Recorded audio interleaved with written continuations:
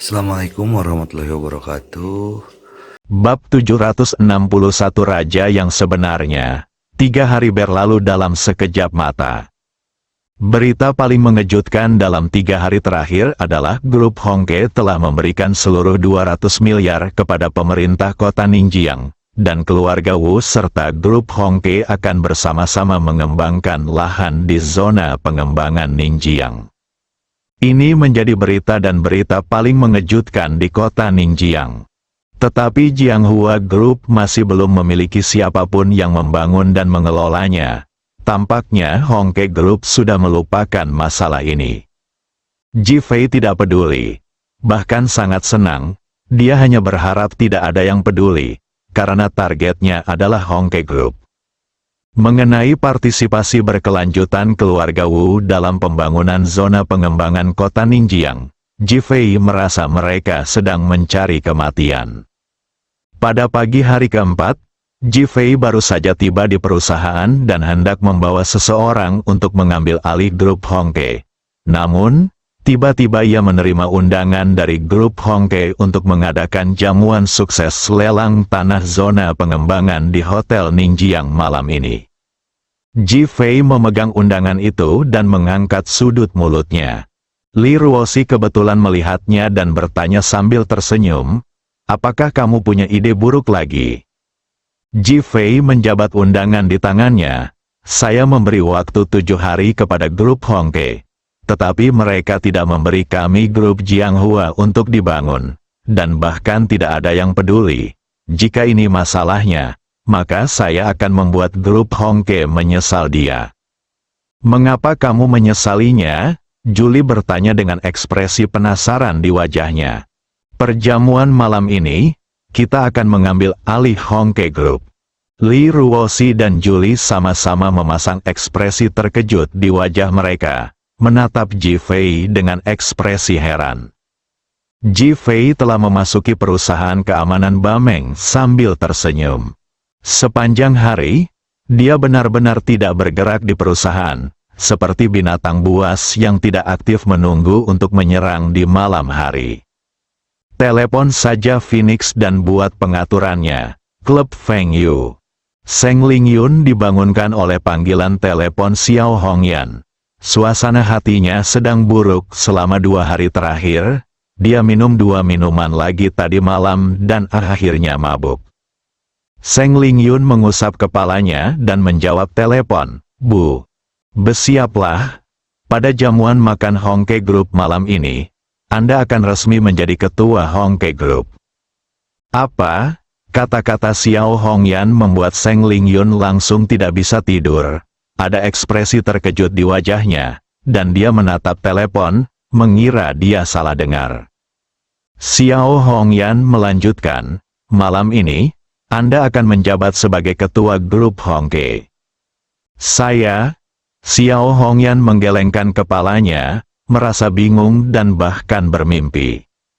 "Ingat, ini adalah awal dari duel sejatimu dengan Li Ruoxi. Berhasil atau tidaknya kamu tergantung padamu." Patah, Xiao Hongyan langsung menutup telepon. Seng Lingyun mendengarkan suara bip di telepon dan butuh waktu lama baginya untuk bangun. Kemudian dia berdiri dan membuka tirai, membiarkan sinar matahari langsung masuk. Seluruh tubuh Seng Lingyun sepertinya dilapisi dengan lapisan emas, dan dia melihat keluar jendela ke arah sinar matahari yang cerah.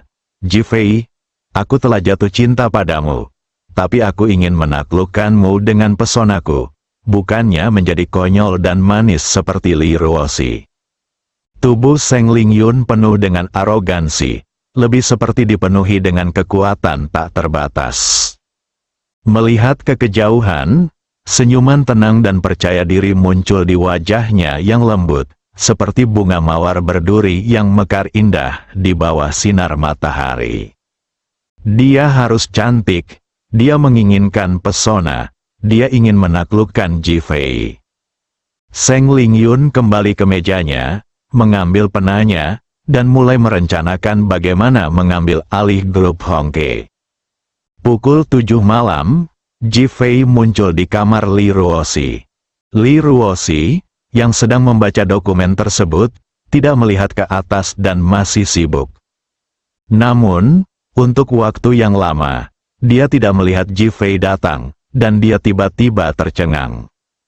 Mendongak, mata Li Ruoxi melebar dan mulutnya terbuka lebar, mengira dia telah melihat sesuatu yang salah.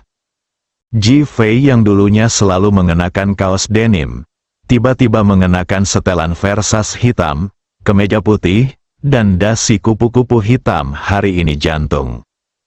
Kalau di hari biasa rambutku hanya dirawat biasa saja, tapi hari ini yang jelas dirawat secara khusus agar terlihat lentik, natural, hitam dan berkilau.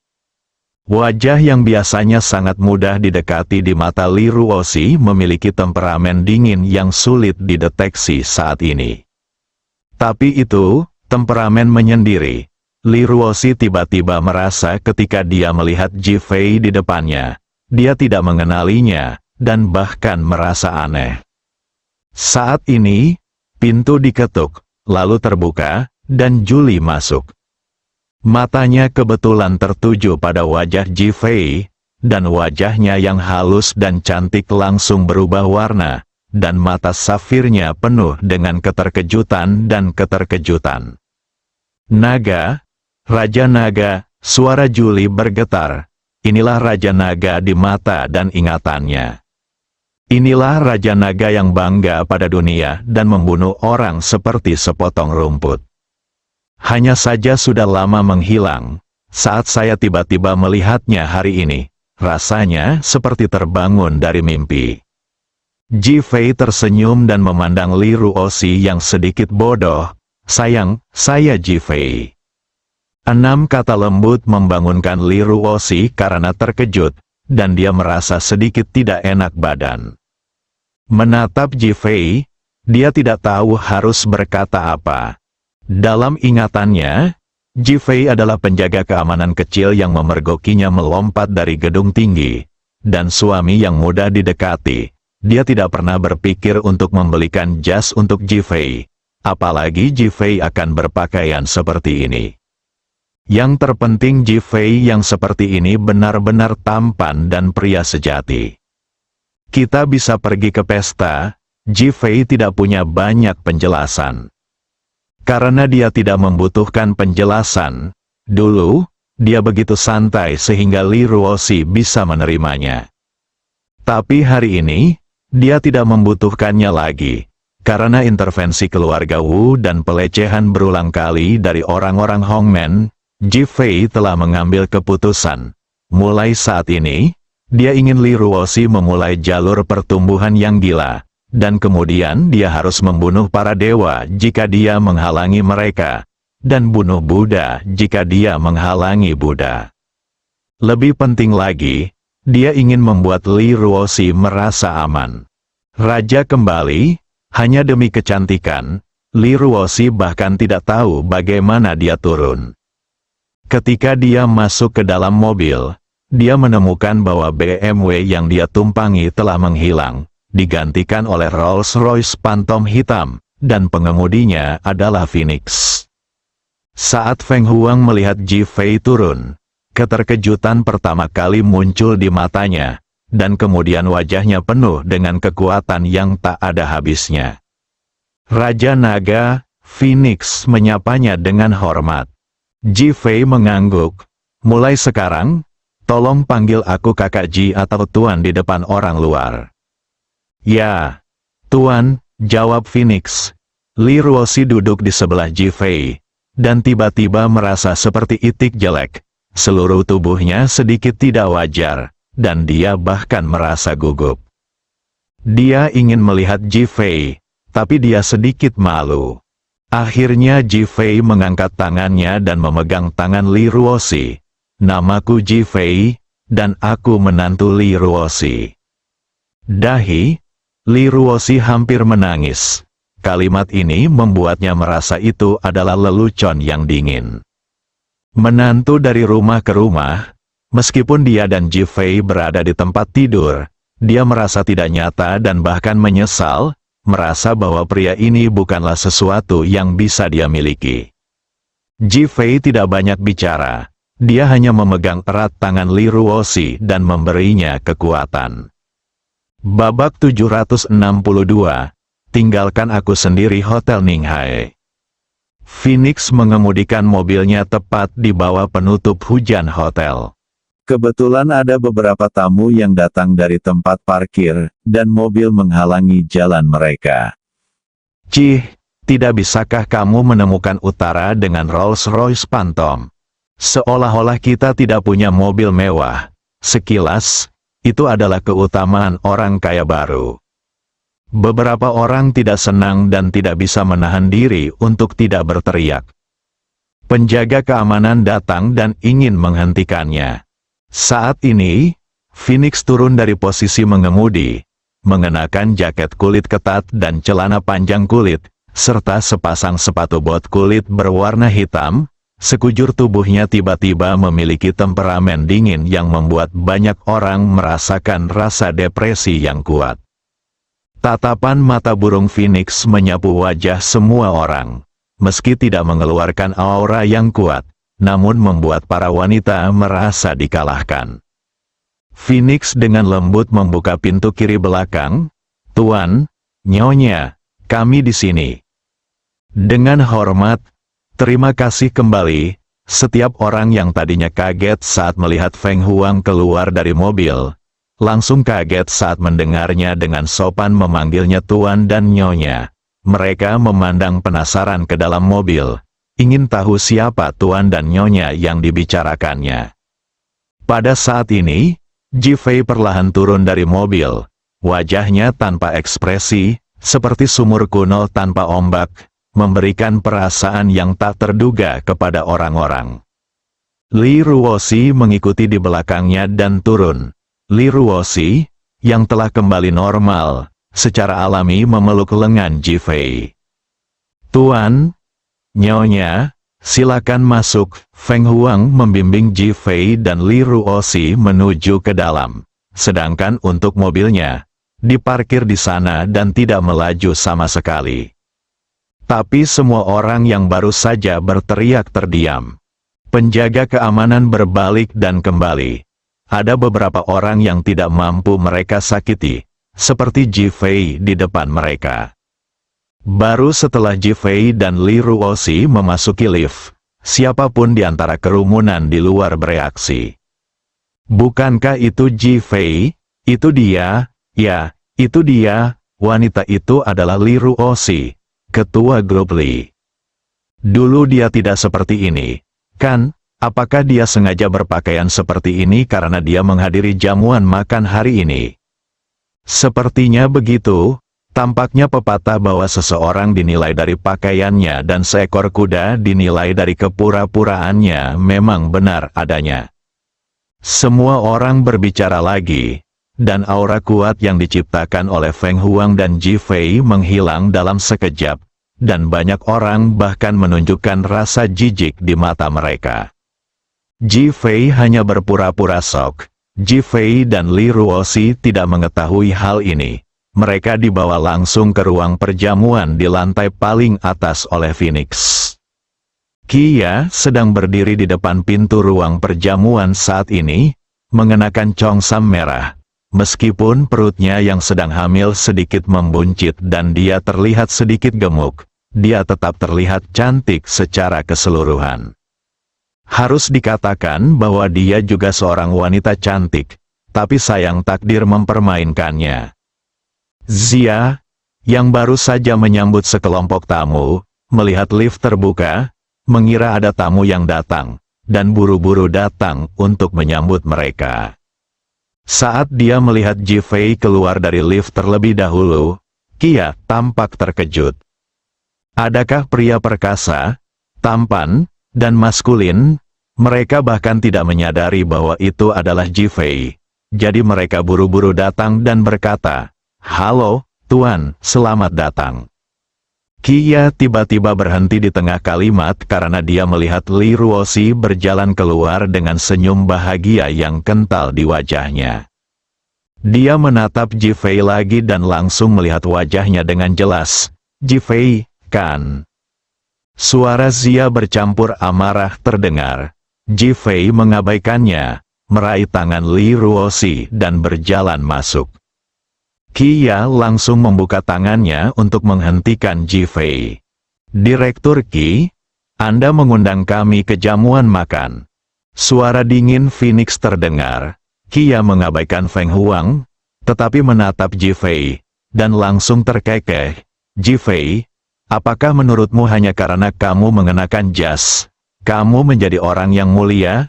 Biar ku beritahu, tidak peduli seberapa cerahnya kamu berpakaian, dia juga menantu dari rumah ke rumah, seekor anjing yang dibesarkan oleh keluarga Li. Qia tidak bisa menerima temperamen Ji Fei, yang bahkan membuatnya merasa bahwa temperamen ini merupakan penghinaan besar baginya, jadi dia sangat marah. Namun patah, Feng Huang melangkah maju dan menamparnya. Jika aku mengatakan satu hal lagi, aku akan membuatmu keguguran. Ah, seru Zia, menatap Phoenix, dan tanpa sadar menutupi perut bagian bawahnya. Ji Fei membawa Li Ruoxi dan berjalan masuk. Ketika orang-orang di dalam mendengar pertengkaran itu, banyak orang menoleh. Awalnya banyak orang yang tidak menyadari bahwa itu adalah Ji Fei. Mereka hanya mengira dia tinggi, tampan, dan penuh temperamen maskulin. Namun ketika mereka melihat bahwa itu adalah Ji Fei, banyak orang tidak tahu bagaimana menggambarkan perasaan subversif di hati mereka. Feng Huang memimpin dan langsung mengundang Ji Fei dan Li Ruoxi ke meja utama perjamuan. Tuan dan Nyonya, silakan duduk. Ji Fei meminta Li Ruoxi untuk duduk dulu, lalu dia duduk perlahan. Dari awal sampai akhir, Ji Fei mengabaikan orang-orang yang hadir. Baru setelah dia duduk, dia mengamati seluruh tempat dengan mata tanpa ekspresi, seperti seorang raja kuno yang memandangi menterinya. Mata banyak orang penuh dengan candaan dan ejekan. Namun saat bertemu dengan tatapan Ji Fei, mereka langsung menghindarinya atau menundukkan kepala. Terlalu tajam, sungguh mengerikan, sangat tajam. Orang Ji Fei lah yang mengalahkanku. Qia menutupi wajahnya, menangis dan berbicara, dan berjalan menuju Ji Fei bersama Lu Guxiang dan Wu Yong. Hati Lu Guxiang adalah yang paling rumit saat ini. Dia paling takut melihat Ji Fei. Ketika dia melihat Ji Fei, dia tidak tahu bagaimana cara menghubunginya. Namun, situasi saat ini adalah Qia telah dikalahkan, dan dia harus datang. Adapun Wu Yong, ketika mendengar Ji Fei telah memukuli seseorang, reaksi pertamanya adalah membuat masalah besar dan memanggil polisi agar Ji Fei bisa mengalami kehidupan penjara. Dia tidak memasukkan kata-kata Ji Fei ke dalam hatinya, apalagi pergi, dan dia berencana membalas dendam pada Ji Fei. Semua orang di tempat kejadian memandang Qia dan yang lainnya, menunggu untuk melihat pertunjukan berlangsung.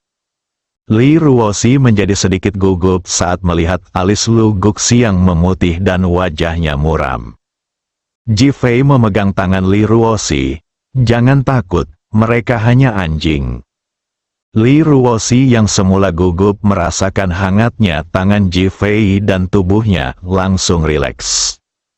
Ji Fei, apakah kamu memukul seseorang secara terbuka? Wu Yong bertanya dengan penuh semangat. Menurutnya, selama Ji Fei mengaku, dia bisa memanggil polisi. Bahkan jika Ji Fei tidak akan dihukum, dia masih bisa merasa jijik.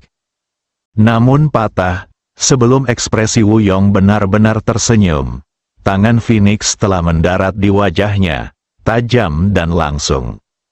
Sidik jari 5 seperti bekas di atasnya. Wu Yong merasa seolah-olah seseorang telah mencekik tenggorokannya dan menahan senyumnya.